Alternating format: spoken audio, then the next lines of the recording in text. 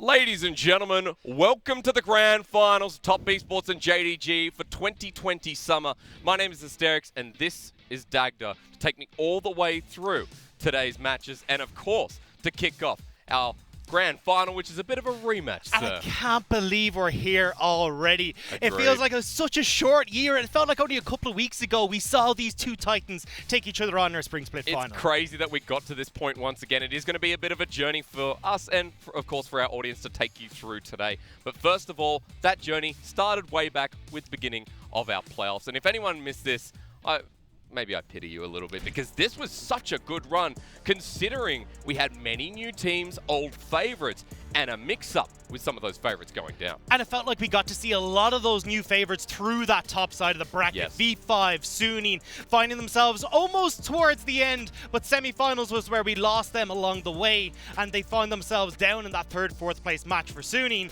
And then when we look at that bottom side, that was kind of the legacy side of our bracket, with LGD, IG, WE all running the gauntlet down that way. But yet somehow our semi-finals were pretty clean, and we're left with the same result as we were in spring.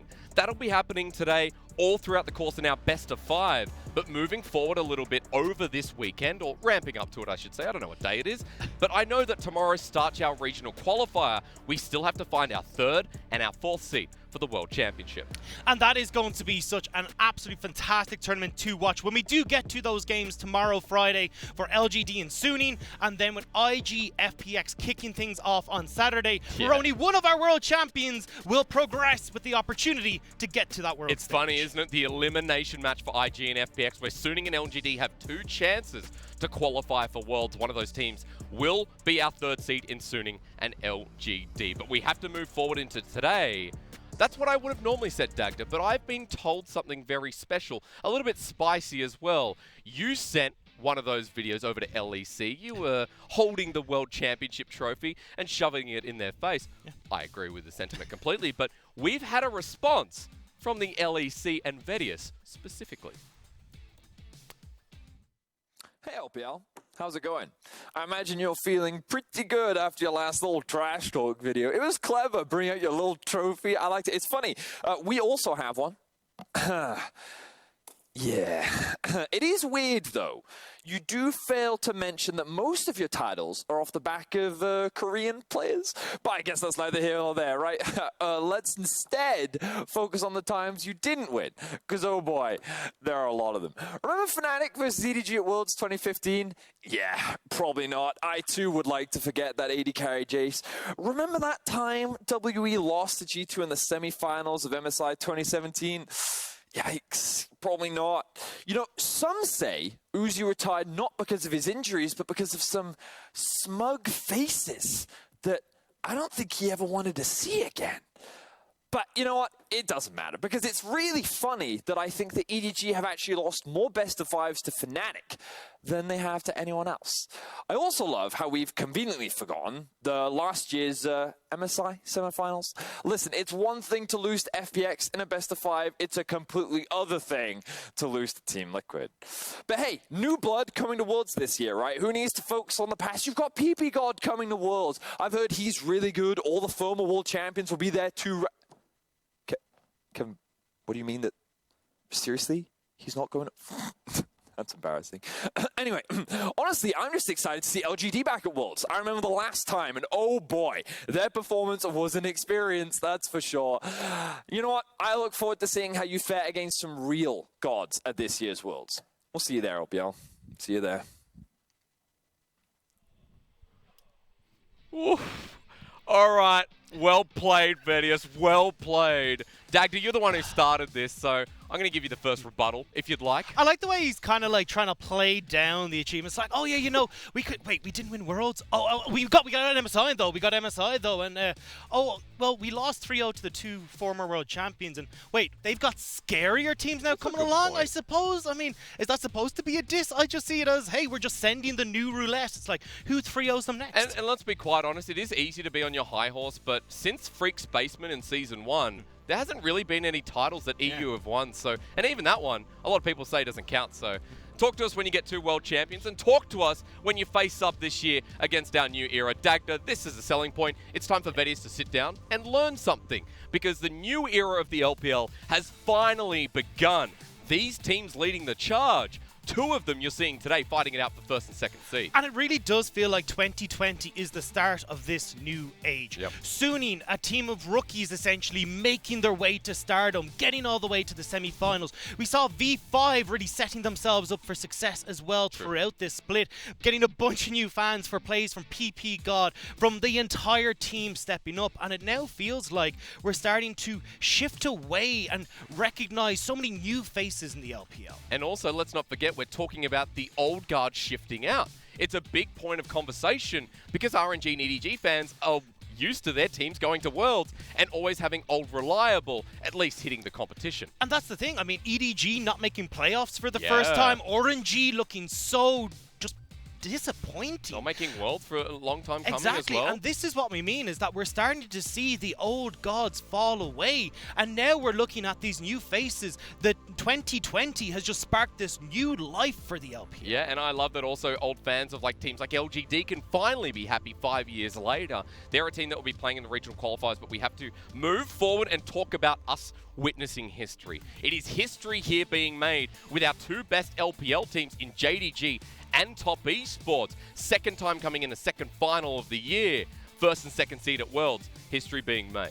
And these are the 2 teams leading that charge in the LPL. Absolutely. The 2 teams that are looking to write their names in the annals alongside the greats. JDG looking to make 2020 their year off of that spring split victory. And Top Esports looking to take on what they feel like they're destined to become, the most feared team in the world. It's a long time coming, Dagda. For JDG, remember, since summer 2017, there have been a lot of changes, and we're going to go through and take you through the recent journey that has been these 2 LPL teams. Because both these teams have had to rebuild themselves as the years have gone through. JDG in 2017 losing Doingby to FPX, where Yagao came into the roster. 2018 they lost Khalid to T1, and that's where we saw Flawless come into JD Gaming. And then at the end of 2019 it was then Kanavi who stepped up big time, solidifying his role in the team in 2020.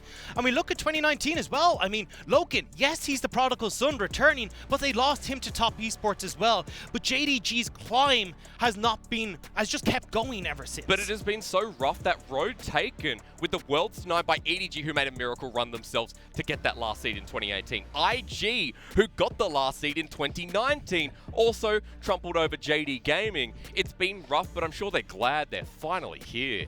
And IG seems to be the one that stops a lot of our teams here today, because when we look at 2019, it was Top Esports denied that world stage by Invictus Gaming. And again, a team that had to rebuild. 2018, losing Marin and Korn. That's where we saw 369 and step up to the roster. In 2019, losing XX and Ben, and we had to see again this change come in with Karsa coming into the roster, Yanja stepping up to fulfill that support role, and in 2020 spring, adding that final piece of the puzzle in Jack. Because a bit of a retake is last year, everyone expected Top Esports to be the final seed. They got to the last round of the regional finals, and IG managed to walk, 3-2 walk, so it's a bit of a stumble in the end, but nevertheless, Top Esports were denied. And a bit of a memory reminder for everyone out there. It's been years in the making to get to this point. It's been tough journeys, but let's talk about the road traveled by JDG and Top Esports as we show you these clips. And he's down. JD pushed to the limit, and they cannot hold the line right now against EDG. Haro with the flank, double knockup. Loken, it's on him, but the Nexus exposed. Knows it as well. 84% win chance to IG. Here we go. Looks like good chicken here for the Shy. They jump on in immediately. Chakilov takes the first. The second goes over to him as well. Zooms late to the party. They'll just give it all as IG run on in. They say, hey, it doesn't matter. Quadra, give it all. It's the penta. Yes, you know he gets the penta kill. It's actually a fight on 2 fronts as Shakilov picks up the first kill. The cannon goes down, and Top Esports are routed. It's 3v2. Loken's away from his base. I think IG have done it. Yeah, Nice, the only one that needs to die on this one, and that's it. Night has fallen. IG will earn their spot to defend their championship and take the 3rd seed to represent China at Europe. It was a mess. All of them Game 5 denials when it counts for both JDG and Top Esports, and in that way the road travel has been shared with the disappointment through. But no longer will they be disappointed. They have made it to that world stage, but now they fight for something bigger. Pride, that LPL pride, to name yourself the #1 seed going to Worlds, and where a lot of our fans will be putting their fans. And we know in past history it has been much about these LPL titles. That's where the pride comes from. As we move to JDG, these are the reigning kings, our spring champions. We look across their achievements in 2020, and they are many, to say the least. And JDG didn't look like they were able to quite get it together in spring. They had that late resurgence with Zoom coming back into the roster, and then that undefeated streak that we touted as they made it towards that finals. They looked so damn good finishing second in our regular split, but when we got to those 5 games, those grueling back-to-back slams, it was JDG who were able to come out on top. And it feels like in 2020, Kanavi's a big part of the success, solidifying the roster. We will talk about individual skill and how these rosters play coming up.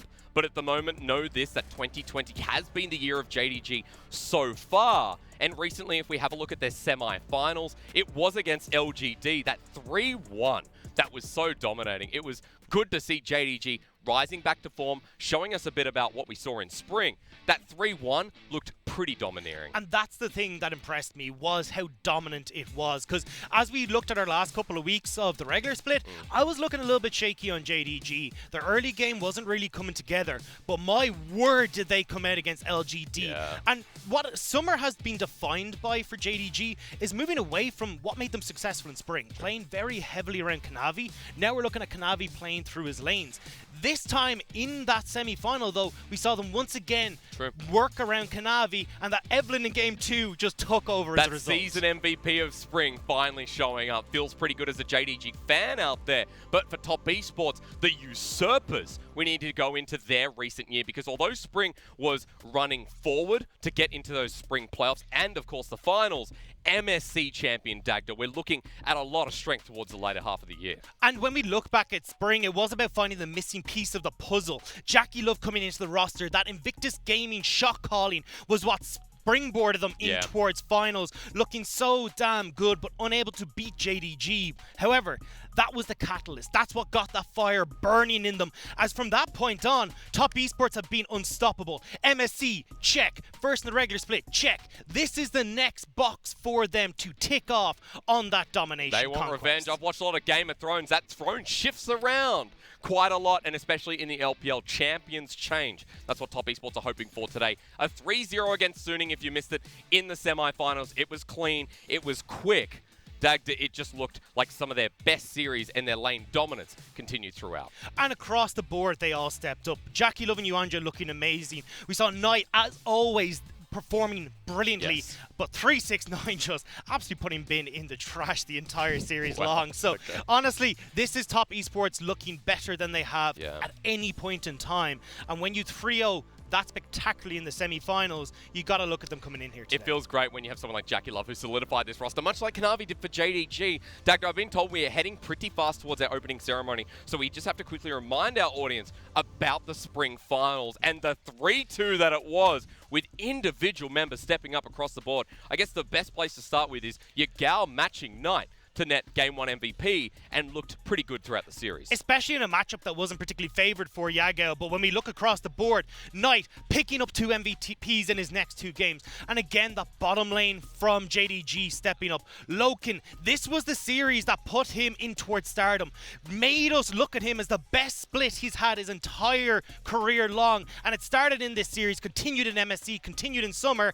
And when we look at Lumao, that Game 5, that beautiful ultimate that made Bard a staple of the LPL meta. It started with the JDG support. Everyone remembers that Game 5 Bard, and as we get closer and closer towards our opening ceremony, I'm sure those are going to be some of the fleeting thoughts that move through and into the grand final itself. We are moments away from kicking off the show, and it's amazing to see that we have our 2 spring finalists returning back here, especially when everyone's in form. Kanavi, you mentioned, Jackie Love as well, we had a passing thought. Karsa had a really great semi-final as well. There's so many matchups to focus on. There's so many storylines that have to be highlighted coming into this one. And that's the big thing, is that it's not only just the players who are finally getting to make that name for themselves here today. It's the organizations who are starting to put themselves on the map as well. Yes. This is not only just, hey, we want to win the Spring Split Finals. It's about more than that. It's about putting So your much more. name in the legacy of League of Legends. Dagda, I have been told we are about to throw things over. So ladies and gentlemen,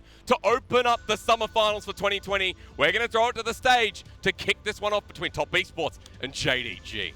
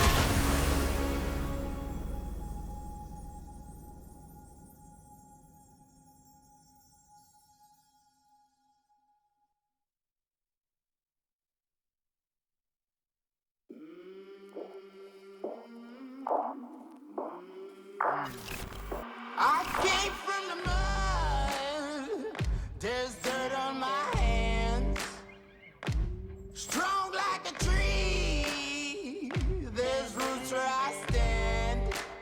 Try to catch me howling at the moon.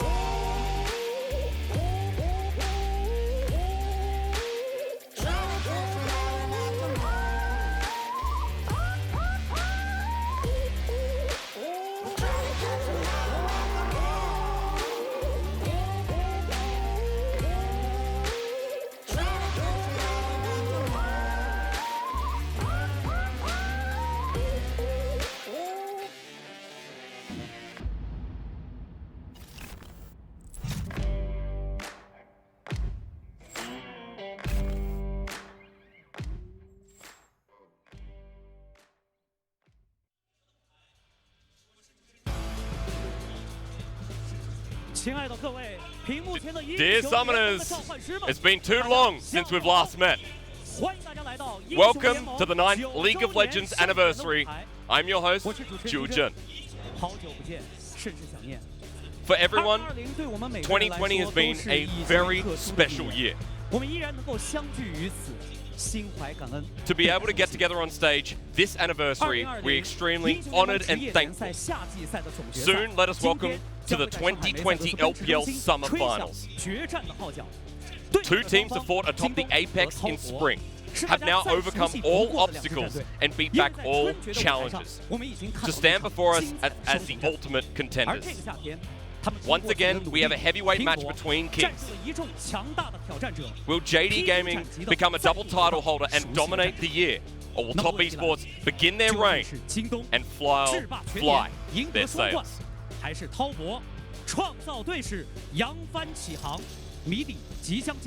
Let this finals answer our question. Now let us welcome Top Esports and JD Gaming.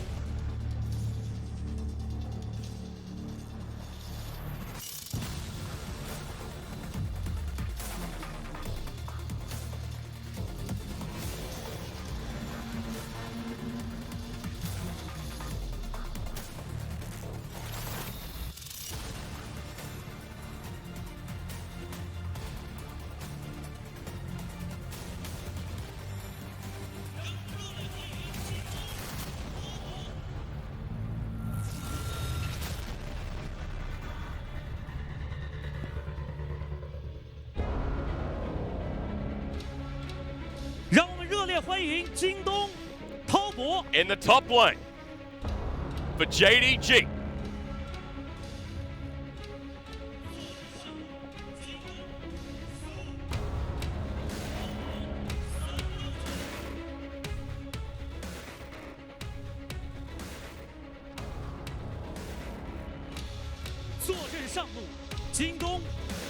JDG's top laner, Zoo. For Top Esports, 369.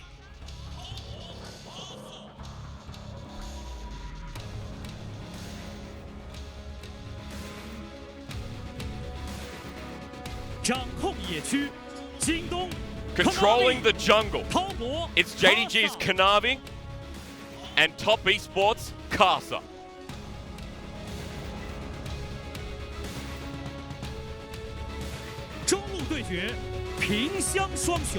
For our mid lane showdown, the twin heroes of Pingxiang, JDG's Yagao, Top Esports, Knight.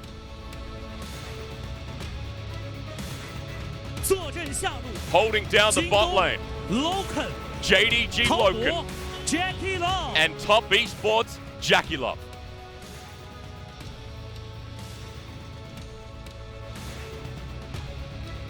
And finally, the support matchup from JDG, Luma, Top Esports, Yuyan Jia.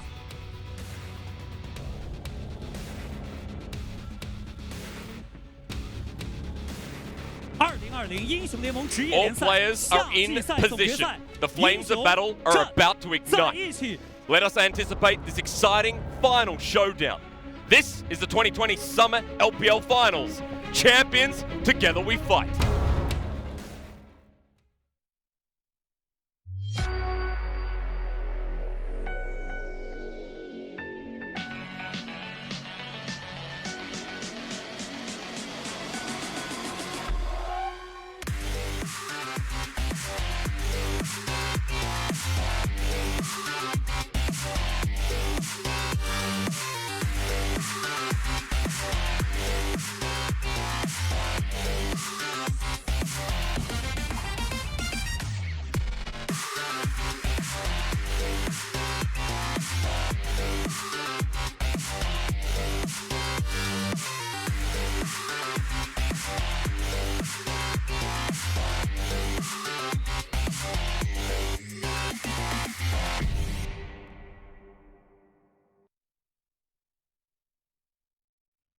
Ladies and gentlemen, welcome back to the desk here for the grand finals of 2020 Summer. I'm Hysterix. This is Dagda after what was such a slick, sick, awesome intro to get us underway. I know, now I was already excited, but I can feel the goosebumps. I can feel ready for this series after an intro like that. It is fitting, right? We get the most hype intro for the most hype era that's come through. We were talking about it a little bit before we started show, but their era definitely now with JDG and Top Esports holding strong. The two best teams in the LPL already guaranteed worlds. Today, looking to find first seed. But it's now we find out who will lead us to that new dawn. Who will lead us into the new decade? Will it be JDG solidifying the 2020 as their year? Or will it be Top Esports who managed to dethrone them here today as we move in towards that World There's so many fun Championship? storylines, especially when we were just talking about Spring, the 3-2 to JDG, but it was a well-fought 3-2 where anyone could have taken it in the end.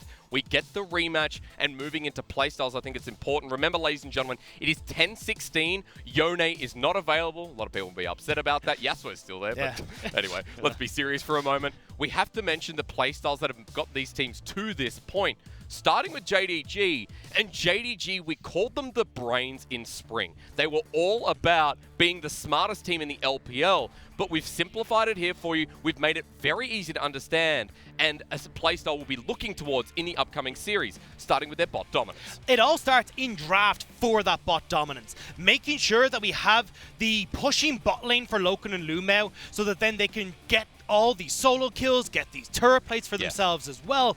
This is where JDG are strongest.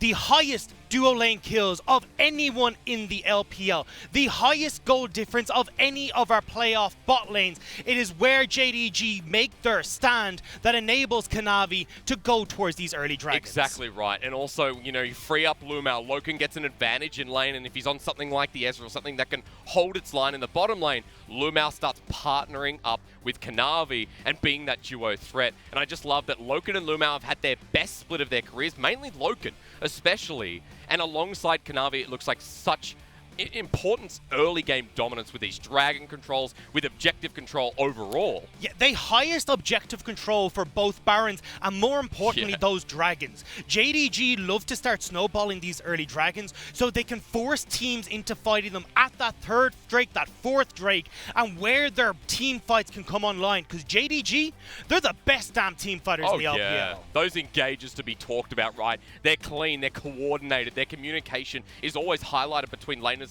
like Zoom, Yagao, and how they fit in with Kanavi and Lumao, who are usually on some important part. Yeah, it's JDG using Zoom and Lumao as their main engage tools. Lumao is the best playmaking support that we have in the LPL, especially on champions like the Bard and the Thresh. And when he's paired with Zooms on these frontline CC heavy bruisers, this is where JDG shine, where they can toss everything at their opponents and wipe them clean. Because let's have a look through now, because with those best engages, we will be highlighting Kanavi, because everything leads towards him. He is the golden road. He is the castle the hobbits are trying to get towards. Kanavi is that highlighted player, and even through bottom lane dominance, we talked about linking up with this jungler. And this young jungler has made a name for himself with this carry jungling style, dominating his opponents on champions like Kindred, Graves, even the Lee Sin as well. This team works best, as we talked about, when Lumao and Kanavi group to invade the enemy jungle and support Kanavi in getting these early leads from which he can snowball completely out of control. And what a story for this jungler too. Coming into 2020, he was expected to be maybe middling, could hit the top of the pack, but he's hit the damn tippy top at this point, because he is the best jungler in the LPL over the likes of Tian, Ning coming through, these junglers that have a higher name. And it's the reason that JDG work, because they use him as this triple threat. Between Loken, Yagao and Kanavi, they are able to dish out so much damage, and even if you knock one down, you've got two more that you have to deal with. It's just so much that you have to work with. And the playstyle as well we were talking about. In Spring it was very much Kanavi is the aggressor, lanes follow me. In Summer we saw a bit of it the other way around, where Kanavi was, you know, dragged bits and places, right? Yeah, so in Spring it was very much a case of, okay, let's work too. We'll give up lane states. We'll actually have Yagao gift kills over towards Kanavi to get him up and rolling.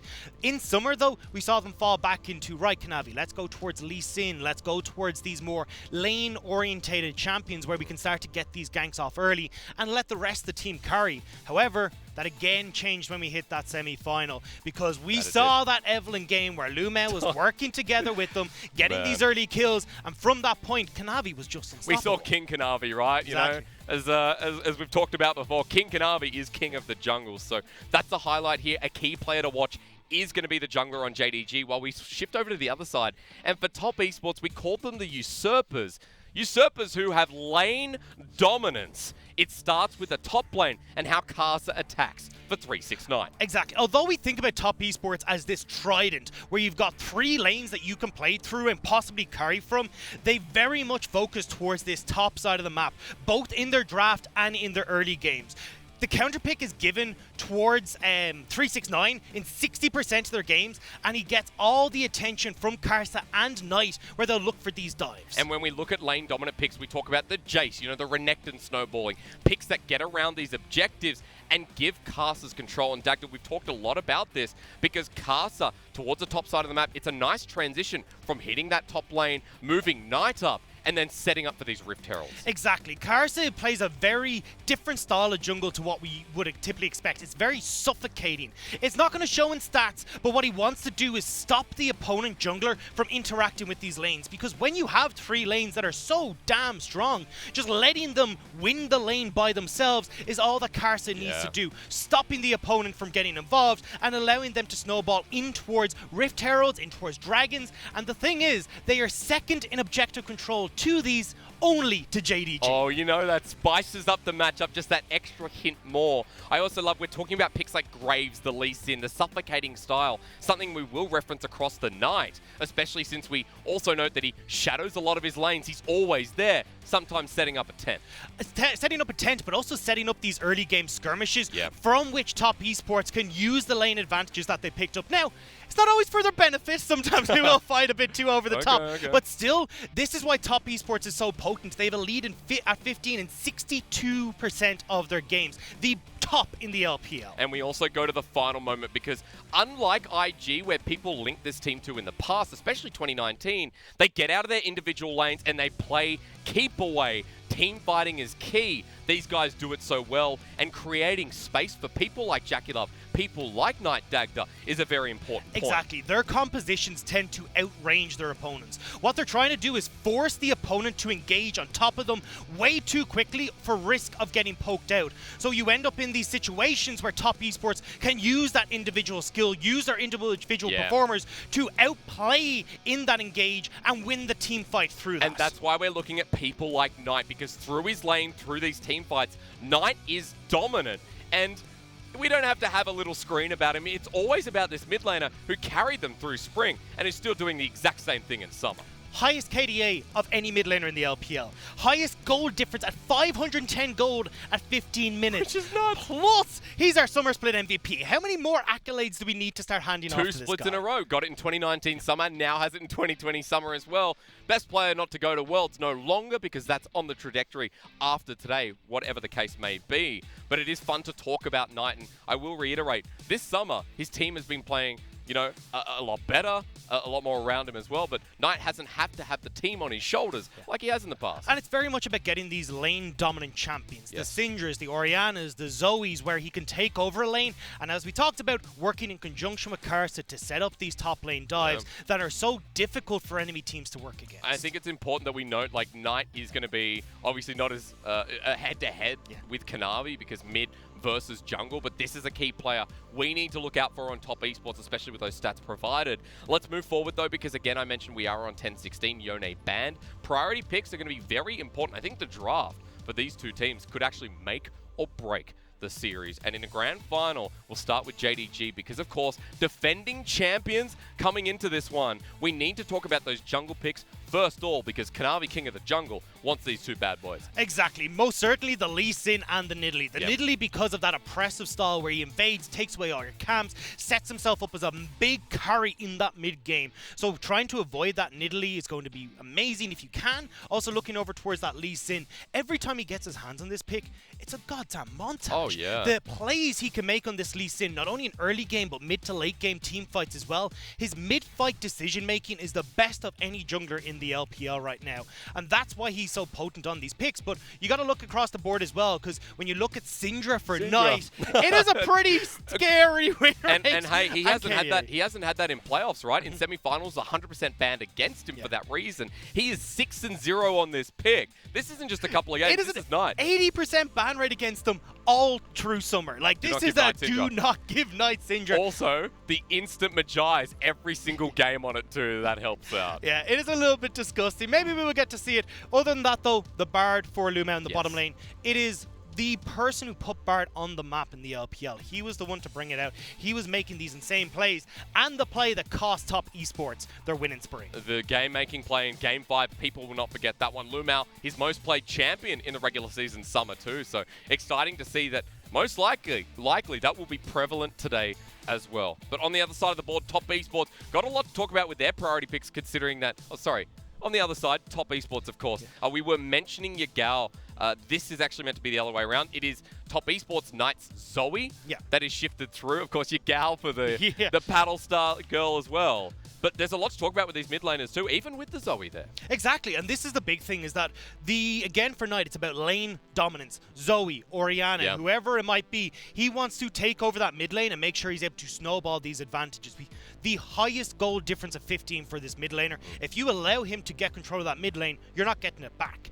So we got to look as well across the board at the rest of the map as well. For Lee Sin here as well, this has been amazing for Karsa. And again, what we talked about, strong dueling champions for Karsa. As long as he's able to suffocate you out, control that river area, he's able to stop you from interacting with those lanes. Lee Sin, a perfect champion to do so, to enable something like a Renekton to take over in the top globally lane. People remember Karsa's Lee Sin. They've seen it at Worlds, they've seen it at MSI. Remember 2018 RNG. This was a pick that made Karsa very famous and put him above the days on Flash Wolves. So now on top esports, he has that exact opportunity. Clear the air a little bit here, because we are talking about Knight's champion pool. Before, we were talking a little bit about Yagao. Yagao Syndra still deadly, Yagao Zoe still deadly. The champions link up in the middle lane a bit with the Zoe and the Syndra being shared. And so in this matchup, mid lane priority pick could be a very real thing. Yeah, and I want to look at that top lane priority as well, because as we talked about for 369, 60% counter pick rate. Things like this Renekton are about getting domination for 369 in that top lane. If he is able to run his way in that top side, it becomes very difficult for you to do anything. And then you add in that Karsa and Knight are going to be on their way at some point as well. If 369 is running that top lane, he's going to start using his advantages, teleporting down to the bottom side, making it an unfair fight down there. He'll rotate very quickly from that top lane to start using that pressure down towards Dragons. There's a lot that 369 brings to the table when he does have control of his lane. What I love is his wide berth and champion pool as well. We start talking about tanks for 369. We don't want to see that. We get things like the Jace, Renekton, as you mentioned as well. There's a lot of diversification up in that top lane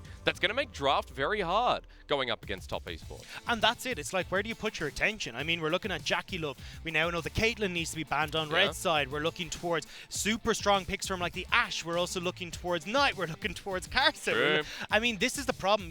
Across the board, there are standout performers. We got the Trident on top esports with 3 lanes capable of carrying. When we look across at JDG, we've got Kanavi, Yagao, we got Loken, 3 people more than capable of carrying as well. Where do you put your attention for these teams? We got so much going on with 8 unique champions through the mid lane. Here for Knight, he's going to be a point of contention, but we are slowly getting towards getting into pick ban for game number 1. First of all, our caster predictions, because a little bit split. You and I draw this down the middle, sir, but we do both say 3-2. Yeah, there's no way in my mind this isn't going to 5 games, especially after spring. I think it'd be a disservice even to us, to be honest, not to get it there. But really, I think this is so incredibly close. When we look at how top esports have been able to play their mid game so superbly, when we look at the early game aggression and bot lane from JDG, there's so many avenues for these teams to win out this game and get that snowball rolling. So when I look at this, I gave it 3-2 to JDG, but honestly, this could go either way. The crazy thing for me, before coming into this, I was thinking of changing it to 3-1, but there was just that part of me that, you know, being a fan, wanting 5 games, but also expecting it to just roll through with the thunder as to what this series was in spring. Ladies and gentlemen, we are getting ever so close to running into pick and ban. We are getting ever so close to starting off our summer grand finals, and once again seeing JDG and top esports run into the rift. Dagda, individuality versus, let's call the brains, let's call the Brains versus Brawn was Brains what we gave in versus Brawn, spring. easy away. But that's the thing. It really does feel like a JDG are a sum that's greater than their parts. Yeah, they really are. Dagda, we are going to throw over to our casters in studio for JDG Top Esports. The grand final about to commence. So it's over to Munchables and Lyric to kick it away.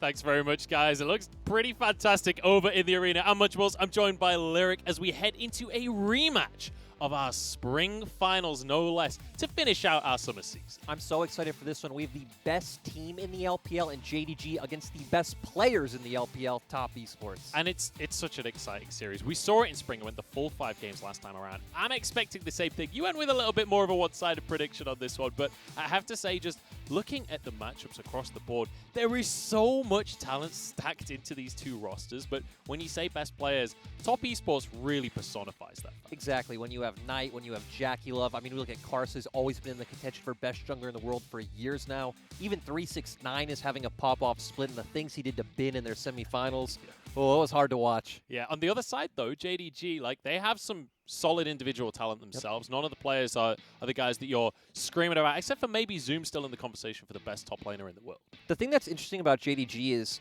it feels like there are more supportive elements, and top support in jungle are really where they can outshine TES, to where the more traditional carries, right, in mid and 80 carries where you look at for Top Esports. And especially Kanavi and that jungle role. I'm not really representing him well enough by saying that he's not one of the guys to scream about. But I have to say, for JDG, there's a lot of reputation on the line here because they won spring. They beat Top Esports in spring, had a bit of a falter at the mid-season cup, had a bit of a falter towards the start of this split, but they have come back strong. They tried a couple of different styles across summer. Now they're back to Kanavi being the main carry of the team. They're back to their old ways, and it feels like maybe back to winning championships. Exactly, and when you look at JDG, the big thing that stands out to me is how support and jungle work together. I think Luma and Kanavi have the best jungle support synergy in the LPL, and we saw that up against LGD, where Kanavi and Luma were always up in Peanut's jungle, finding those kills, and that's going to be a real way for JDG to disrupt TS, where Karsa and Yuyanja don't really link up that much. It's much more about Karsa finding ganks in those individual lanes, so we really need to see how that jungle support synergy pans out. And I have to say, when it comes to that, you're talking about the way JDG has to play around the early game to stop the lanes getting ahead for Top Esports. I'm more interested in what happens in the mid and the late game, because we've got JDG on one side that we're heralding as the best team fighters in the LPL, but Top Esports, they're no slouch to the team fights either.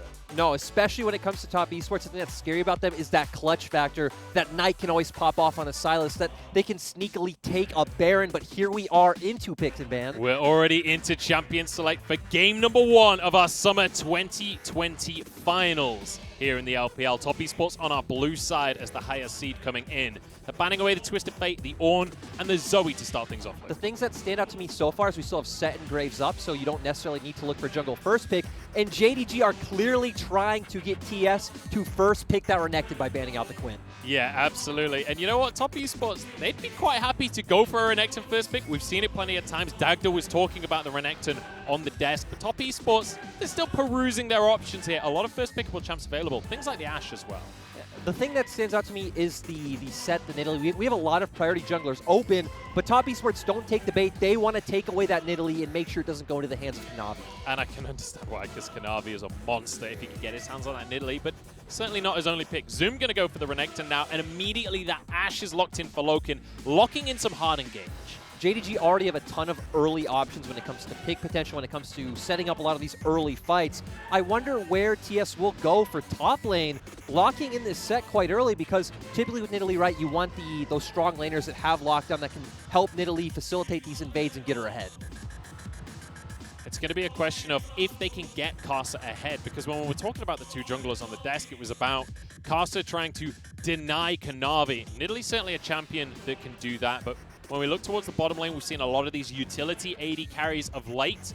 Jackie Love going to fall right into that category. Ooh, and we get a Lilia coming out for JD Gaming. Lilia has been very popular over in the LEC, but ever since Tien's performance on FPX, we've kind of strayed away from the pick. Yeah, we saw it a couple of times from Vici as well, and it really didn't look so hot. So I guess it's time to find out what Kanavi can do, because if there's any jungler that can play a carry, it is Kanavi. It's interesting, too, because I think these champions interact in somewhat similar ways to where Lilia is about her fast clear speed, being able to get into the enemy jungle with the help of having pressure in her lanes. If you have good gank setup coming in from something like Renekton, you actually do have a ton of damage once you start getting those items under your belt.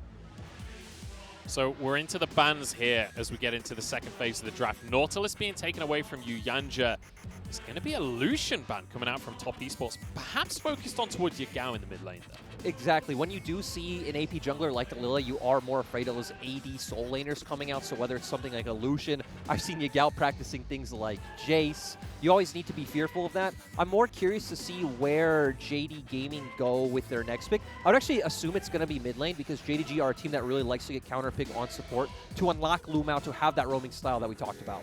When we look towards the bottom side of the map here, JDG doing a lot of work to make sure Yuyanja cannot be a heavy engage tool for the side of Top Esports. We need to remember, though, that Yuyanja's best champion by far is his Thresh. That was his go-to back in spring, where that was his rookie split. But I wonder if JDG are just going to pull out something like the Bard here. You already have the Nautilus ban, you have the Leona ban, a lot of these heavy engage options, and it's Lumao's best champion by far. Yeah, Lumao, probably the best Bard in the world, to be quite honest, when you look at how he plays.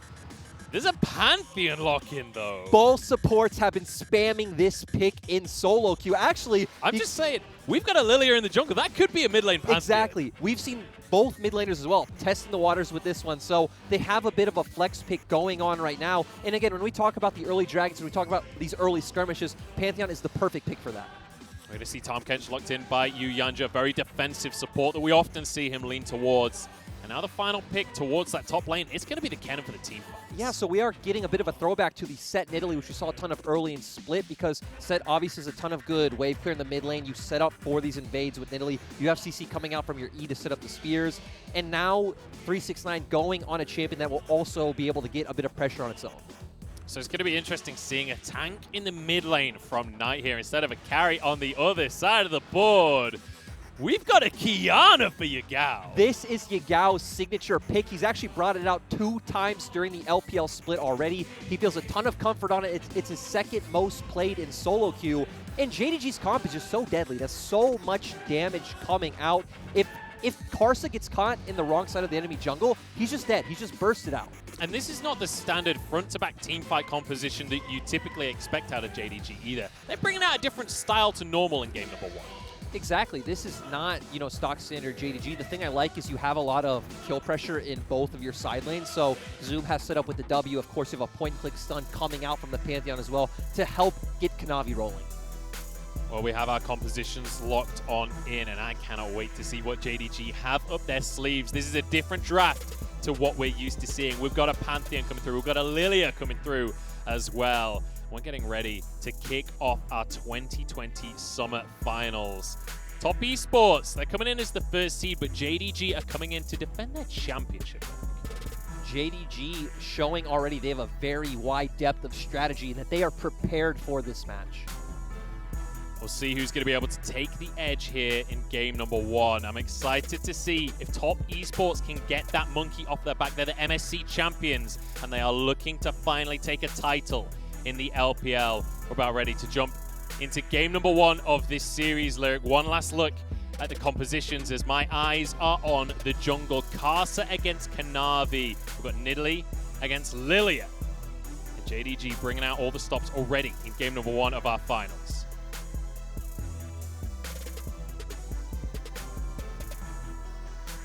We'll have to see as we head into game number 1 who is going to be able to take the first game of our finals. JDG 加油 JDG 加油 滔博加油 滔博加油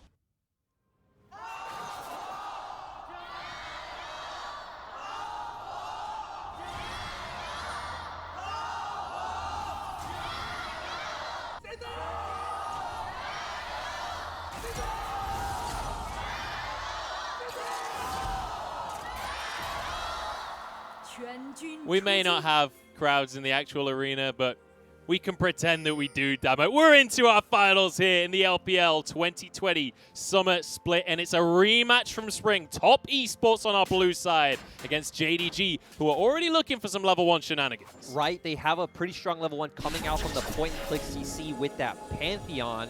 And Yagao, though Kiana not the strongest champion, they do have a ton of bursts, but TS had the ward. They caught this out, and they're going to be able to force them off of it. JDG still sticking around here as Kanavi moves over to the Raptors. Top Esports, I'm going to let this happen. Kanavi the target. This is going to be able to flash over the wall, keep himself safe. Knight ignited, but now it's Yuyanja on the front line trying to push everyone away. Carson misses the spear. Yuyanja forced to flash. Jackie Love gets a grenade across the team. How is there this much action at level 1? But it's level 2 for Kanavi as he gets the chicken. Jackie Love in trouble, flashes over the wall, Loom out. Debating the idea of going further, now onto the red buff. Exactly. We saw a bunch of summoner spells traded, but overall worth for JDG. They get the camp, they get the level 2, but Karsa ain't finished just yet. Spear goes in, he gets the smite as well. Lumao now the one in trouble, dodges the slow though, and they turn around onto Karsa, trying to find a kill for themselves. Karsa backs away, in they go. That's one kill for Knight, making a second one as someone else falls as well. Knight now in trouble as it's pure chaos, but Yagao falls. Top Esports barely doing it, but Loken comes out of nowhere. 1v1 with the AD carries, but Jin has to reload. Loken gets it. And that was so unfortunate for Jackie Love. Didn't have vision in that brush, had to reload, and Loken picks that one up for himself. 3 kills on the Ashe, 2 kills on the Nidalee. Now, to me, it's about how can Karsa use this pressure, because he is the moving piece on the map. Loken will be stuck in that bot lane, but guess what? Lumao still has his flash, so there will be a bit of kill pressure pretty much everywhere on the map right now. Yeah, this has already kicked off to be an insane final. What a way to start off, Lyric. And you can see the hat trick already for Loken, and in that bottom lane with a Pantheon in support. That is going to be a terrifying prospect for Jackie Love and Yuyanja. We do see that Kanavi is going the Dark Harvest route. Typically, we do see Phase Rush on the Lilias. You have such an easy way of proccing it, and especially the way you want to play fights is kind of weaving around on the outskirts so you don't get chunked out. This will give you much more damage later on, and it's very easy for Lilia to proc that Dark Harvest with all of her AoE. So with our Western fans then, we could see the poll at the bottom of the screen. People supporting Top Esports, but JDG, they've actually started things off a little bit stronger in our level 1 brawl that we saw to start things off here. And I wasn't sure if there was going to be a bit of an all-in that bottom side. Lyric, while we have the opportunity, I want to talk a little bit about these team compositions. Big trade in the mid lane. Knight is going to be perfectly safe on this set, though. How do these two compositions function? How do we get these teams ahead? Especially when we look at JDG, it was obvious before the skirmish happened, but even more so now with the 3 kills on Loken. It's all about playing around your mid and bot lane. You have a ton of kill pressure coming out from Lumao and Loken as well, so trying to set up some of those flash stuns on Lumao. Kanavi comes in, picks up the kill, and then once we hit that level 6 mark, you have a lot of global pressure to try to transfer that to the mid lane with the Pantheon ultimate and the Enchanted Crystal Arrow as well.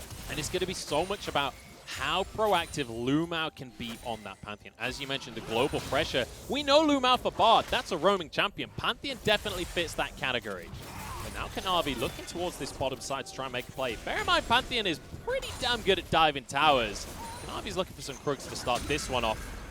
Takes those away. Karsa forced out of his jungle, and now Yuyanja could be in trouble. Summoners on cooldown for the Top Esports bot lane as they are being barraged underneath their tower here. Yep, Lumao able to follow up, so Karsa feels threatened, as well as Kanavi having the red buff, which Karsa does not, so I'm surprised JDG are going to keep it going, but hey, they're building up the wave right now. Yagao's on his way. Everyone's moving down. We could have a brawl at our hands here, Lyric. Both top laners have TP too, so this can be a 5v5. Yeah, we're going to see 369 currently recalling, but it looks like Kanavi has decided it's time to back away. 369 will commit his teleport to the top lane. And going a step back, we talked about compositions, and when I look at Top Esports, it is a bit strange, I'd say, to where you definitely want to have Karsa playing around the top half of the map, because that's where 369 should be able to find some pressure early on, having the ranged into a melee matchup. But you're double AP, so it's going to be very easy for Zoom to pick up those Merc Treads, which you actually just did, so you're not going to be able to set up any easy ganks. I feel like it's a lot more about counter jungling and working with Knight, potentially finding kills onto Yagao, and really getting this advantage going. And let's be honest, when we talk about these two junglers, one of the things we praise is how smart they are. When it comes to Kanavi, he's very much a carry for the side of JDG, but generally the story for Karsa is trying to deny the opponent jungle, trying to choke them out of the game. And my problem with that in this comp is that it doesn't really feel like you're setting anyone up. It feels like you are the big damage dealer. You have Set in the mid lane, you have a Jhin in the bottom side, so Karsa really going to be that big damage threat in the late game. And for JDG, I just like how many moving parts this composition has. We said it can move from bot to mid. It can move from mid to bot. Zoom is going to get unlocked, especially once he hits that level 6 point, which he already has, having that massively impactful ultimate on the Dominus. Karsa's hanging around the bottom lane here, but won't find an opportunity to make his way into a play. Bear in mind, all 4 summoners available on both sides of the bottom lane. Another massive thing is JDG's bottom lane already has 2 plates. 2 plates, 3 kills on Loken. He's going to be a massive threat in these early Dragon and Rift Herald fights. It definitely helps when you manage to find yourself 3 kills before the lane begins, when you walk into lane at the start with a couple of extra long swords as well as boots. So certainly a nice way to start the game for Loken, and they are using and abusing that advantage. Now Knight goes in the mid lane, showstopper, but Yagao jumps away with the Terror shape now. Ult Knight under tower, but you know, he's on set. He's going to be all right. Yeah, both ultimates not really doing much damage, though they do now have mid priority. Here we go, time for a 1v1. Kanavi in trouble, though, because Karsa has some serious damage to work with, but it's not going to follow up. Yagao the first one to roam. It's also interesting to see that Knight did take this Set in the mid lane. Sure, it still works very well with the Nidalee, like we talked about, the mixed damage is set up there, but his damage in the late game did get nerfed on his W and E. Now he's got to be careful here, but maybe it's Knight that has to be careful. He's got a lot of health regen being on the Set, but Kanavi could always move over, and Knight is going to respect that. Take a look at the minimap, Munchables, because at this point, JDG have pressure in all 3 lanes. Yagao pushing in mid. But also wants to punish exactly that as Lumao jumps in, trying to get onto Jackie Love. Karsa's there. Lumao forced to flash, and he's probably going to go down. Spear goes in. Yanja grabs the kill. TES have the patience. They notice that JDG have the pushing bot lane. Karsa comes around when Kanavi was going back to clear his jungle, and they pick up a very nice, easy kill. Nicely done here by Top Esports, punishing, as you rightly say, the 3 pushing lanes across the board from JDG. This is typically the reason why when you see teams draft Pantheon, they play heavily around the Pantheon, because Pantheon only goes forward, right? Once you commit that W in, you are in. So we want to see JDG, again, hovering towards bot, giving them this vision, which they've been doing quite well. Karsa did play around a small window where he was able to do otherwise. But moving forward, we see Lumao already back out on the map, looking to put some pressure on the top side. Lumao moving towards the top side of the map. Obviously, we are beyond 8 minutes at this point, so Herald is a point of contention. And Zoom looks like he's stacking a wave. Karsa's moved up here. They're over the opposite sides of the wall. Lumao has just realized that there's a Nidalee in the brush, but the blast cone will keep him safe. Bear in mind that support does not have flash. Luckily, Lumao is able to get away. We saw Kanavi wasn't here because he was helping Loken get the reset in bot side. A bit of a cheeky play, but Karsa, after ganking bot, of course, is going to reset, go towards that top side. You already pointed out that the Herald is up. And JDG's full bot lane is making their way topside, while Jackie Love is still bot lane. Exactly. You can see Loken moving over towards the play. And importantly, Loken bought himself tier 2 boots and a BF sword. He's going for that Essence Reaver version of Ashe. Zoom's in trouble, though, as Karsa tries to make a play, but dashed away from, and now Kanavi looking to turn this one around. Lilting Lullaby puts him to sleep. JDG jump on in, and Karsa is no more. This is the burst that we talk about, point and click stun into an assassin mid laner, a super bursty top in jungle. Even Loken still has the Enchanted Crystal Arrow, so right now TS are just going to have to give up this objective, but at least they're going to get a bit of plate gold onto Jackie Love in the bottom side, and Loken as well going to miss out on a bit of EXP. Yeah, we'll move over towards the bottom side now as the Herald is going to be secured here by Kanavi. I'll be able to smite that away with the eye. And the question, as always, is going to be what can be done with this Herald to answer for the plates on the bottom side? I totally expect JDG to look and use this Herald bot. They already have 2 plates down on bottom lane, so you're going to be able to break open this turret very easily. Lumao could be in trouble here. Karsa with a spear over the wall. The showstopper says, Lumao, you're going nowhere. Knight grabs himself one. Lumao's aggressive plays are being the death of him, and TS doing a nice job of transitioning that into both a Scuttle and Dragon advantage. Well, Loken and Lumao right now playing opposites. How did that pull him in? Yagao gets caught by the face breaker. I was just trying to clear the wave, I think. Yep, he's going to be able to back off safely. Looks like he's going to walk around, and TS are threatening this blue invade, but all of JDG will be able to make it down in time.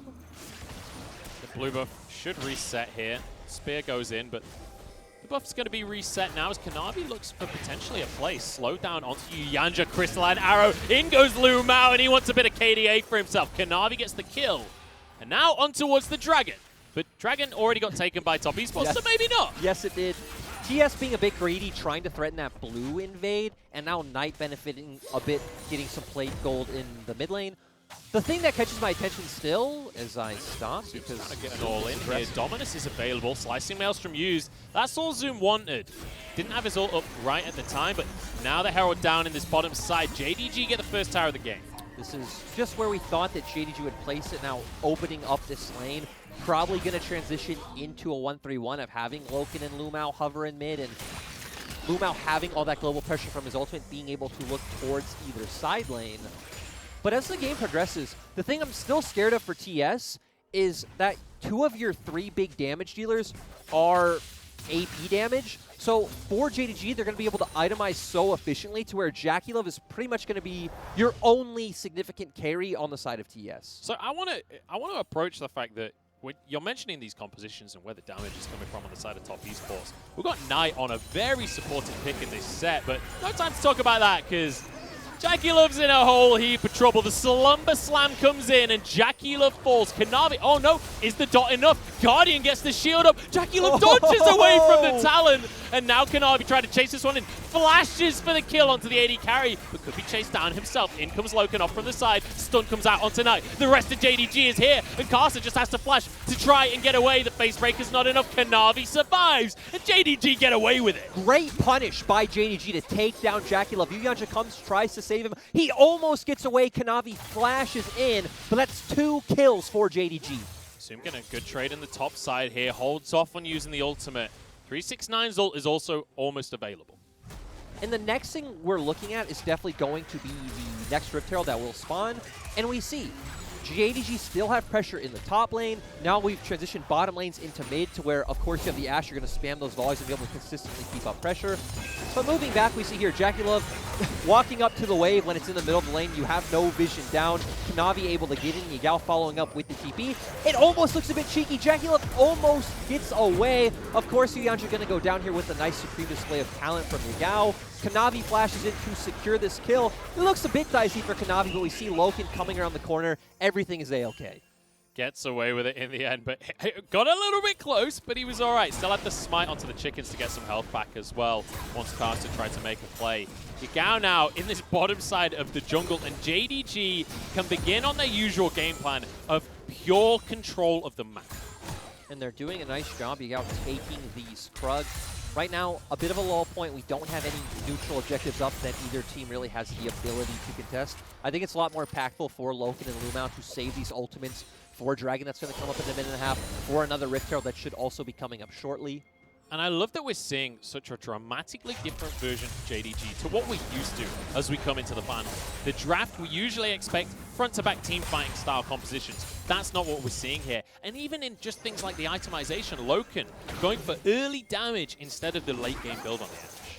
Exactly, and it's nice to see as well because you don't have...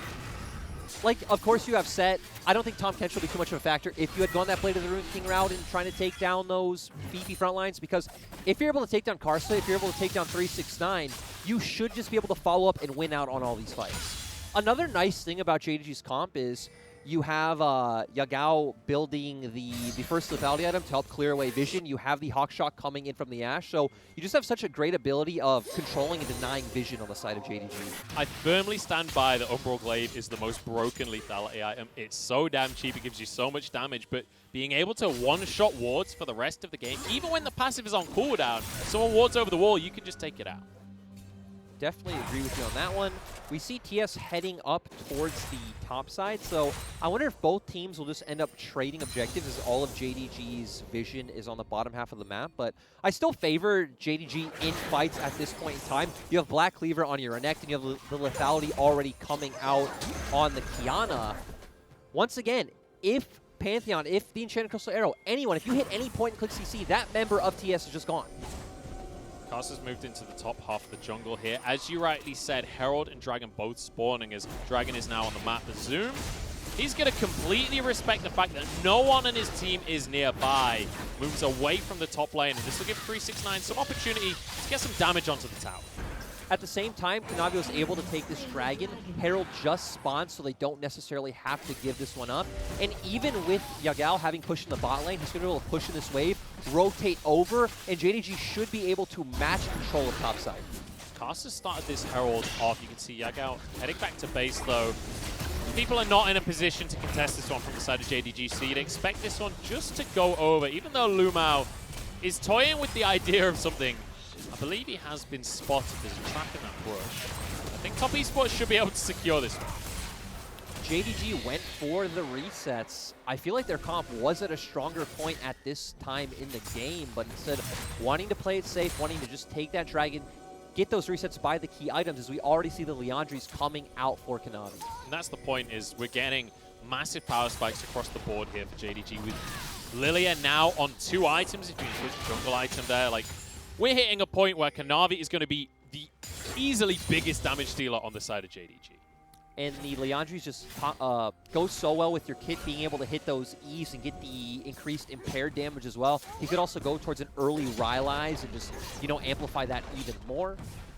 Lilia, oh, I guess Lilia might be a little bit nervous about doing the damage. Kanavi will not be, and we already saw him using the combos beautifully, putting Jackie Love to sleep, then going for the watch out, eat for the slumber slam, getting the bonus damage both from the ult and from the center of watch out Eve.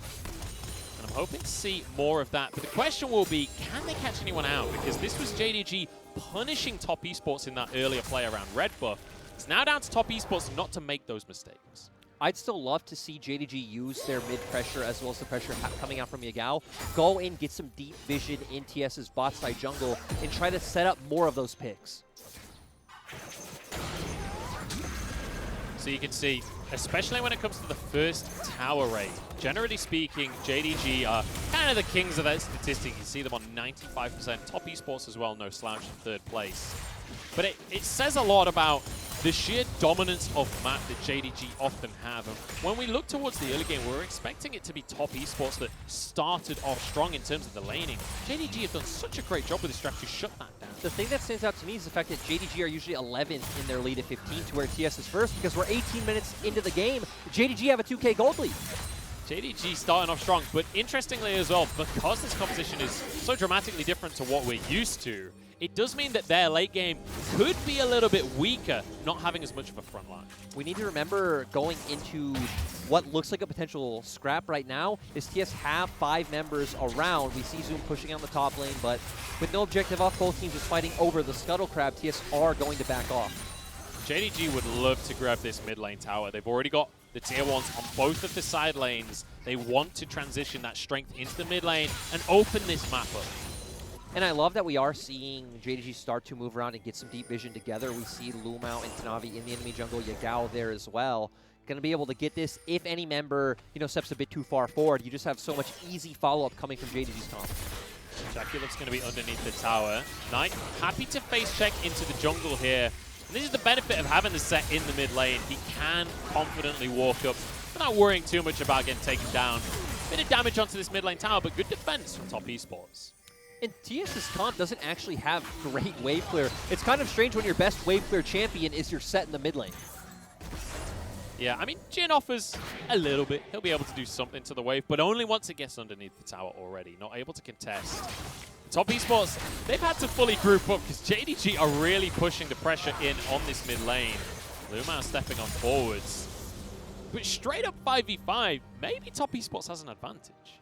The thing that's nice about TS's comp is it does do quite well with JDG's comp coming into them, because you do have that zoning ultimate coming out from 369. Knight as well, a big tank. Would just love 4 members. Like, you got to run into him, get a really nice haymaker, set him up for a nice ultimate, maybe get Zoom out of the fight. Yu Yancha there to offer peel for Jackie Love as well. To me, it feels like if JDG can land that CC chain that we talked about, they can burst out a key member of TS in an instant, they should win out the fight. If Top Esports can position well, 369 has a good ultimate, Knight has a good haymaker, good ultimate, they could weather the storm, they'll come out ahead. Well, Lumao going to move over to try and clear this Herald. He won't get it before the charge comes in, but they can defend the tower here. So JDG hold on to their tier 1 in the mid lane. But I want to ask you, Lyric, now for JDG, what's the next step with this competition? Because we saw them grouping up in the mid lane. Loken's in a little bit of trouble. He's going to be all right. We saw them grouping up and trying to just brute force this tower, but it's not happened. What's the next step? So with Dragon coming up right now, we want to see all 5 members of JDG head towards this Dragon. We already see that they were setting up for a potential flank in Yagao walking around the pit if top Esports decided to contest and look for a fight through those means. But TS are just going to give this one up. JDG are going to play a bit of a slower game and just pick up their own second Dragon. And let's be honest, a slower game is what you anticipate from JDG. This is their comfort zone now that they're the ones in control. They can play this at whatever pace they like. 2000 is the gold lead as Loken just about dodges the javelin coming out from Karsa. So here we go, Showstopper coming on through on towards Kanavi, but it's not a 1v1 you win, my friend. Knight has to dip out of the play. TP from Zoom. It's going to be, actually, Jackie Love went down, so did Loken elsewhere on the play. Karsa gets a double kill. I missed entirely what happened. I think 369 flash slicing Maelstrom over the wall because he was set up over the Raptor pit. Nice job coming out from TS, but still JDG going to be able to answer at least 1 kill and the mid turret as well. Yeah, that's the most important thing. Even though they actually lose the fight in terms of numbers, they still get that tier 1 in the mid lane. So now the map opened wide for JDG. They can push that vision line even deeper. Yep, and now both teams, of course, going to go for these resets. We start expecting to see teams control vision around topside, but here we go. Here's the play that we were talking about. 369 was wrapping around. Flash slicing Maelstrom does come out. Ash immediately goes down. Lumao's left by himself. He's done and dusted as well. This is a support in quotation marks where Lumao just walks up and 1v1s Jackie Love because he's playing Pantheon, and that's what Pantheon does. 2 Umbral Glaives, by the way, across the board for JDG, so a lot of vision control, and we have Yagao now on his second item as well. This Kiana is going to one-shot Squishies. And whenever you pick Kiana, obviously the biggest thing is your supreme display of talent, right? If you can hit a nice 2 or 3 man ultimate, that can just decide a game in and of itself. 369's in trouble, doesn't have a flash available. He's stunned for days. Yagao grabs himself a kill, and that's the damage we were talking about. And the pings are coming out for JDG. They're just going to look to turn on this Baron, and their comp is great at turning if TS look to contest. It certainly is. This ward has spotted everything, but it's about to time out now. JDG, start this one off. 369 still dead for another 25 seconds. Has the TP when he comes up, though. Yagao may be looking for a play around the blast cone. In goes the arrow. Yuyanja flashes to safety. Lilting Lullaby available only onto 1 target. Showstopper through the team, though. Look at the damage out of Knight. Lamau trying to block the shots, but he's not going to be able to do it. Loken's the first one to fall. 2 kills going the way of Top Esports in a 4 versus 5. Top Esports turn it on its head, and they want some more as well. On towards Yagao, off with a blast cone. Oh, and Yuyanja. Wait, Yuyanja, this is how Knight flashes over as well. I don't know what is happening, but Top Esports will not be stopped. In they go, Kanavi forced to flash, and Zoom desperately trying to take them all on, but he falls by himself. Yagao now chased away by Karsa, turns invisible, but swiped down. It is a 4-for-1 for TS, and they should just be able to turn to this Baron. That was 4 versus 5. 369 TPs through at the end of the play, and now Top Esports turn onto the purple worm. But it looks like JDG aren't just going to give this one up. Lumao does have ultimate. Kanavi also has smite if he does want to look for some kind of steal. Kanavi does not have his flash available. Throws a swirl seed over the wall. He's going to try and find his way into the pit, but I don't think it's happening right here. Lumao's going to ult for this one, though. 369 slicing Maelstrom only onto Kanavi, but that's enough targets right here. The jungler is out of the play. Baron taken. JDG will find 1 kill for themselves, but it's traded for Lumao. Loken wants some more, though. Kanavi is incredibly low. He's sticking around for some reason. As Loken against the world right here, stepping forward so aggressively. Yagao, he's got himself some stealth. He's got himself some damage as well, but not enough. Doesn't find the stun. It doesn't find a kill.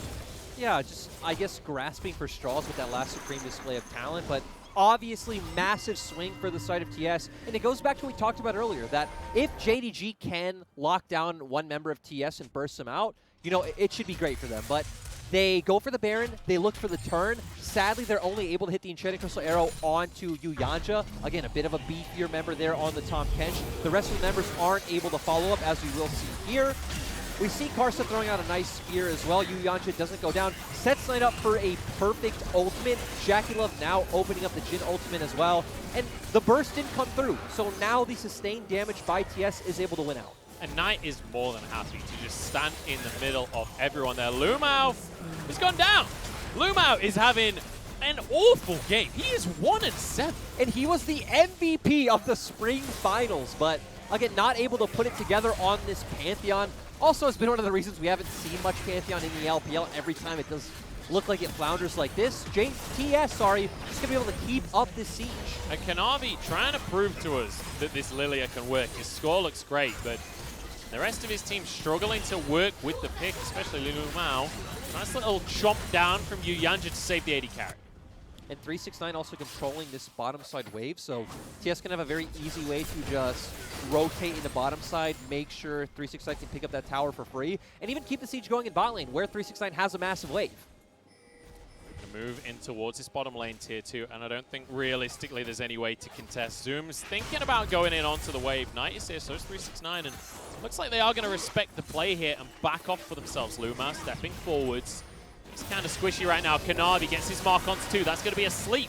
Down onto Yuyanja, cleanses it away. Stun only onto the support, though. Yuyanja's happy to tank this one. In goes Zoom, trying to finish everyone off with a slicing Maelstrom. Turns the play around. Down they go with a double kill for Knight. Now it's onto Zoom. As Kanavi tries to keep them at bay, tries to do the damage. He's on this Lilia, but he just doesn't have it. Carcer with a double, and Top Esports again win the fight. And 369 with the massive slicing Maelstrom that you talked about. Yuyanja also a silent MVP because he devoured Jackie Love when the Supreme Display of Talent came out, so he was the only one who got locked down. Carcer versus Kanavi, 1v1, baby. Carcer's winning it out, but dodging away from Kanavi, flash forward, and the kitty got claws.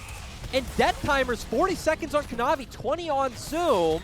Looks like TS only aiming for this inhibitor and are going to have to back off. Yeah, they're not going to try and end the game just now. Knight happy to finish this one off. And we always talk about Knight, how he is a star player, and even on a tank right now, his scoreline is beautiful. It's been so nice to see because we saw the early struggles that this composition had. JDG found that early advantage, but they weren't really... They weren't able to find a way to push the tempo forward, right?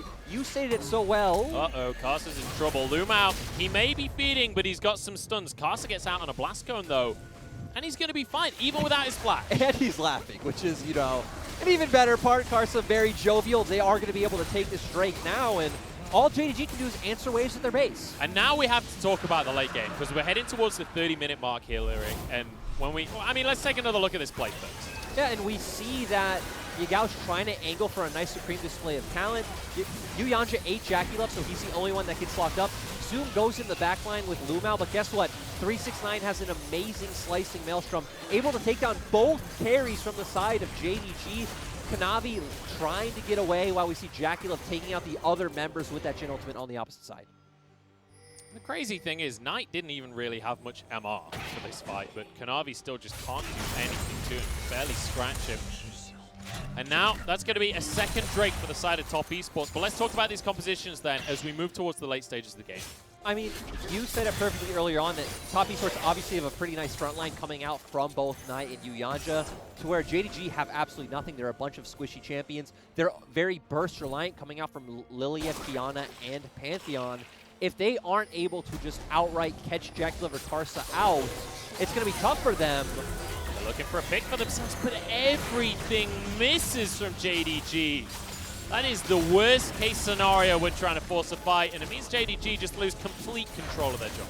Another aspect of this too is the Tom Kench pick, which we haven't talked too much about, of how well it does at countering these types of champions that rely on locking you down to burst you out quickly, that Devour coming in so clutch. So now Top Esports begin the siege on this top side of the map. They might be able to finish this tower off here as JDG gonna respect it and back away. With Yagao not having the Supreme Display of Talent, with no Enchanted Crystal Arrow on Loken, I don't actually feel like there's an option for JDG to look for an engage right now. And just look at the gold difference in AD carries here. That says a lot about the way this game has been going, because Top Esports now, as you can see at the top of your screen, 6,000 gold ahead. Lumao wants to make a play, but Yuyanja is going to be able to get out with the Abyssal Void. So right now we're going to see TS go for these resets. Baron is going to be spawning soon, so once again it's going to be about these teams looking for vision on top side. Expect 369 and Zoom to be sitting in the bot lane as both of them have TP up. And TS right now should probably group as a 4 or 5-man unit through mid and walk straight into that enemy topside jungle. So Jackie Love now clearing through this jungle, and he is getting to the point in the game where Jackie Love can be one of the carries for this team. It hasn't felt that way across the course of this game so far, but Jhin is one of these characters ain't so good at busting front lines, but in the later stages against a squishy composition, this is the perfect game. There are no front lines, so Jackie Love is going to have a ball with this game. Talking about front lines, look at Knight's items to compare them to Yagao. Yagao is not going to be able to do any damage to Knight. This is going to be a tough one to deal with Knight, because Knight doesn't need to build damage to do damage. Curtain Call comes across as Yuyanja cleanses away from the Crystalline Arrow. And well, they're going to just back away from this one in the end. Top Esports happy to just deny the play. I like that TS are taking it a bit slower because even their engage is very conditional, right? Maybe you have Jin Ultimate coming out for the slows, maybe you have Knight look for a flank, but that's about it. It's much more about controlling this vision and forcing JDG to walk into you. I love how we've had a killer minute this game so far, and we're describing both of these teams as playing relatively slow, just because of how action-packed the early game was. Top Esports, though, never to have a dull party, are going to start this Baron off. Zoom has TP, so this can very easily turn into a 5v5. He's going to TP in, but Lumao's been caught once again. 369 finding himself. No, doesn't get the kill. Flashes forward to finish it off. Zoom the only one in the slicing Maelstrom, though, as Knight misses the face breaker. Zoom have it splash out of the play, but JDG, they can't get themselves grouped. They can't get themselves into the play. In goes Yagao. He's got to try and turn this one around, but Knight is onto Loken, and there's nothing Loken can do about it. Just punch time after time as he jumps in and Castle gets the kill. Now onto Yagao as Top Esports. They want to finish this game off. They got themselves 4 kills, and now they move towards the base. 369. It's going to look for Yagao. Should be able to finish this one off, but Yagao actually turning this into a 2v1 for now. Survives with his life. I love that Top Esports goes, we don't need to go kill Yagao. Let's just end the game. We have 30-second death timers on all of JDG's critical members. Yagao will not have his ult available, but he will have Lumao respawning. Zooms up in 15 seconds, and with that inhibitor respawning, that might just be enough time. Loken's up in 15 as well. JDG on the cusp of losing game number 1 here, but they might just be able to clear this minion wave. There's only one caster minion left, but they're happy to take the tower. Down goes Yagao. Top Esports have just about closed this one out. Zoom is going to jump into the fray, but the towers have fallen. The Nexus is exposed. Loken is here. JDG, you've got to step forward now or never. In they go, but down they fall. Top Esports start this final off in style in the rematch from Spring. Top Esports, they want themselves some bonus kills. They want themselves some KDA, but maybe they've stayed a little too long. In goes Zoom, they're trying to stop the end. But Top Esports, woo, they pull it off in style. I love it. They finished that game with Swagger waiting in front of the enemy fountain, picking up a ton of those kills. And we saw the clutch factor that we've talked about so many times with Top Esports come out to where JDG, they go for the right idea. They think, okay, let's bait the Baron. We have great turning tools coming out from the Enchanted Crystal Arrow, from the Pantheon as well. They look for it. Nice flash from Yuyandra, and great ultimate by Knight to pretty much deliver TS this game. And honestly, we saw 2 bans on towards Yuyandra in the Leona and the Nautilus. I feel like maybe the Tom Kench is the ban you got to go for there. Kanavi doing a good amount of damage, but everyone was so damn tanky on Top Esports that it didn't matter. And it was so nice for them to realize, even in draft, when they saw JDG 4-pick Pantheon, they realized, hey, they're going for a bunch of single-target lockdown. Let's draft this Tom Kench, which pretty much completely counteracts that. And he saved Jackie Love so many times from the Pantheon Suns, from the supreme display of talents coming out. It was just so crucial. And that was such a Top Esports way to win the game as well. In game number 1 of the LPL Summer Finals, they are dancing on the edge of Fountain. They nearly lose the fight to Zoom off the back of it, but somehow Jackie Love just manages to kite around and get the last auto in. It was dicey, but Top Esports coming in with confidence. These are the type of games I expected, honestly. You know, I predicted TS 3-1, not for the fact that I thought it would be a dominant series, but when you have 2 teams that are so good, it typically does, you know, trend and fall hard in one direction or the other. Well, we'll see if Top Esports can keep that going, because I have to say, I'm excited that we're seeing this different style out of JDG, trying to snowball the game.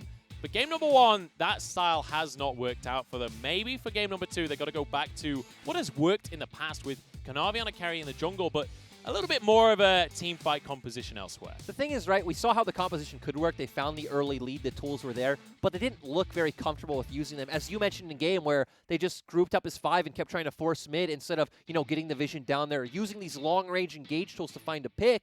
and it ultimately, led to them going down. And we talk about JDG as the best team fighters in the LPL, but I didn't feel that way in this game. That felt like Top Esports had their number every single time we saw a 5v5. I don't even feel like their comp is really meant for, classical team fights. As you pointed out, there was no front line, so it's much more about, getting in there quickly taking someone out, and then winning with the numbers advantage. Yeah, well, they managed to do that multiple times throughout the game, and they even managed to win a fight with a number disadvantage when we saw JDG playing around the Baron. Top Esports engaged with 4 members and still managed to come out on top. That was without the cannon, which is honestly the biggest engage tool that Top Esports had. It also showed how smart they were because they realized JDG's comp is very cooldown reliant, so once they get through one rotation of spells, pretty much all of JDG's champions don't actually do anything.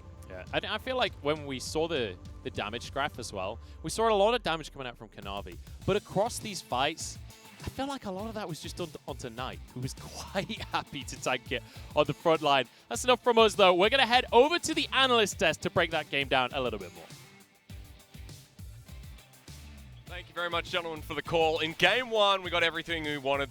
The blood, the power, and the precision in the end as well. I think Top Esports to come through and win it, as they said, in a very Top Esports way. And it was a beautiful way to start things off, because honestly, I have to give MVP to Karsa at the start of this game, because when I started it off, he was so damn good at controlling JDG from the get-go. Even though we saw those couple of kills go very quickly over to the side of Loken, we saw JDG trying to unlock Lumao as a result, start to move him around, get him into a position where, okay, we can influence top side of the map, let's make these plays happen mid. But Karsa did a beautiful job of reading that every step of the way, shutting down that dive top side with the Pantheon, and then starting to get that snowball rolling. Because it was such a messy early game, seeing 7 kills go down in 3 minutes with that bottom side skirmish where Loken had 3 kills and we 2 got kills for Kanavi. Yes, there was a lot there. We got the ball rolling, and while it was 2 kills over the side of Karsa, on the other side, the bottom side was set up for JDG. We saw, all right, the tools are there.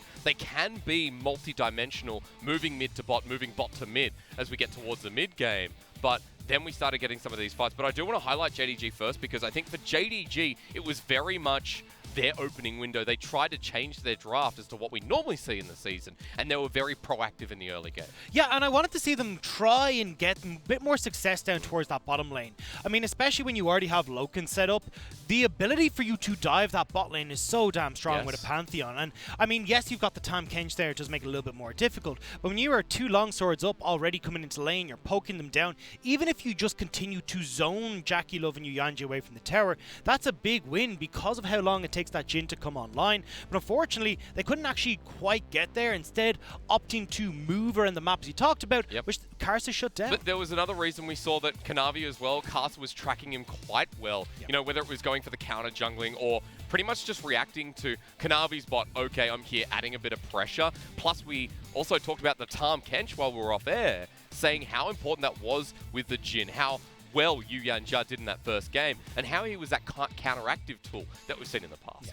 And the big thing here was that it all culminated around that 23-minute Baron fight. Just the ability for them to then just suddenly leap on them. And when we look at Top Esports, they were very much kind of playing this keep-away composition that we're talking about. You look at like the Nidalee super long range, Jhin being able to open up with the Deadly Flourish, the curtain calls. It makes it very difficult for that composition, as Lyric rightly pointed out, of JDG to get on top of them when that Enchanted Crystal Arrow is down, when a lot of these long-range engage tools are down. So I think Top Esports just did such a good job of reading how this composition works, and then Knight having that massive showstopper at that Baron fight at 23 minutes just sealed the deal. Being so counteractive towards JDG, waiting for them to come in and then throwing everything at the wall. And it's important to note that that topside engage you talked about, where Lumao roams up and tries to get something onto 369, Karsa being there enables 369 to stay in that lane a little bit longer, build up his advantage, and importantly get those 2 items for those slicing maelstroms for that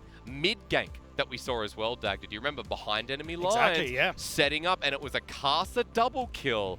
snowballed him further ahead, and his jungle route became that much more aggressive against Kanavi. And you could see in that play, kind of the jitters coming out a little bit. JDG Zoom instantly teleporting to help out Kanavi in that play. They couldn't get the kill onto Knight. And then 369 was like, well, we know there's 2 people committed over here. Let's go and make that Terra play happen. Knight took up all the time. Like, exactly. Knight was unkillable even in the early stages, and he set up the rest of top esports to succeed. Now, I've been told MVP in my ear. It was JDG that time around. Okay. And this is hard because there are a lot of different elements in this game that gave top esports the win, but JDG's precision was definitely one of them. Yeah, definitely what I wanted to say was like the early game MVP was Karsa in setting up that. Absolutely. But JDG's damage in teamfights, his ability to move and reposition with the deadly flourishes into these masterful curtain calls, just shut down anything the top esports wanted to do, because once you're able to outrange the Ashe, you're able to outrange the Lilia, there's nothing you can do, and you can see it at this Baron fight that we talked about at 23 minutes. JDG is playing just on the edge of rain, and once he realizes, right, there's nobody who can actually get onto me, manages to get straight through the uprights onto Loken, takes out the main damage dealer. From that point forward, the fight's there. And there's no proper front line for JDG, so as they said in the cast, JDG has such a good time because the Jhin has 5 comparable targets, all of them being successful, and this is why in the LPL, Jhin is such a high priority for those top-level teams. And it's also the ability to play so aggressive when you want to as JDG because of Yuyanja on this Tahm Kench. You've always got that safety button there, so able to continuously get into the thick of things, getting these auto attacks on, which Jhin can sometimes struggle with, but because the attention of JDG was so often drawn to the Tahm Kench, he was more or less left to his own devices, able to cut back from Zoom here, and then he just once again, curtain call, opens up, rips through JDG. And gives Lumao his 7th or his 8th death at that point. And this was the icing on the cake as we finished things off, because by this point you could see top esports lead was just unbeatable, and no one could deal with 369, especially Knight as well, getting past that front line. And although JDG was the MVP, as you said, standout performances across the board, my eyes were always drifting towards 369 and Knight and where they were positioned in fights, because at that 23-minute Baron fight, it was Knight getting in onto the back line, slamming Kanavi and Loken together. Exactly, the 2 carries gone instantly, and then there was nothing left. And then when we look towards the rest of the fights that were coming through as well, 369 had that flank position once again. He gets on towards Loken, and even though Loken got off to this great start, 3 kills, bunch of turret plates, a whole heap of gold in the back pocket, he actually couldn't find a position in fights where he's safe from these 2 titans. Because who gives him space, right? That early snowball needed to continue. We needed to see Kanavi continue forward. I do want to mention a bit of honorable mention to him, though, because in the early game, JDG pretty much got solo killed by Kanavi with that early lead, and I think it's important to note that Lilia, not often do we see that come through. So we still got the aggression of Kanavi, but we didn't get the, oh wow, this moves into mid to late to set up the rest of JDG. And it felt like it wasn't that JDG weren't trying. No. It's not like they weren't trying to get Lumao out, and it's not like they weren't trying to rush these Barons, get them down. And in theory, the game plan works. But it was top esports who so correctly read what they were trying to do, both when it came to that early aggression towards the top side of the map to make that dive, but also their ability to go, hang on a second, lads. We, even though it's a 4 versus 5, can make this fight work. All we have to do is get Knight positioned at the back of the pit. He had his ability to get on towards that back line then, and when JDG is fine, Knight has already, massacred the health bars of this team. Where do you try and go from there? Now, we've talked up top esports a little bit. I want to mention JDG, because we mentioned that their draft was a little bit different to what we're used to. What do you want to see running into Game 2? What change do you want? I think just go back to basics. Munch hit it on the head. Just try and go back towards a draft that we actually know and love from this team, where you don't have a Pantheon that's going to fall off a cliff and go 1-8. You've actually got like the Bards, the Threshes, where Lumao can have a consistent impact in this game. It felt like the game plan where they wanted to get off to this early lead and snowball out of control just couldn't quite work out. And as we talked about, JDG at the